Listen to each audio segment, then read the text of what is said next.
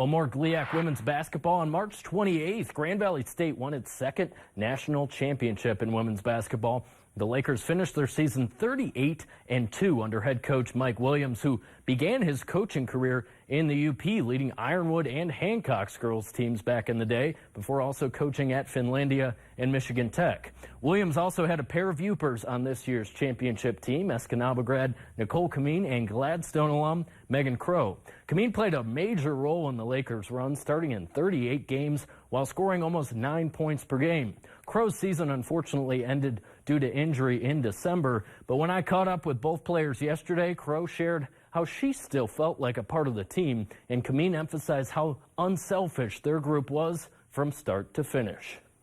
We've worked so hard over the past couple of years and given it our all and been short a few times, and now to finally see it pay off, I think it's so rewarding. We all had one end goal, and that was to win, and I think that's why we really excelled, especially during the season.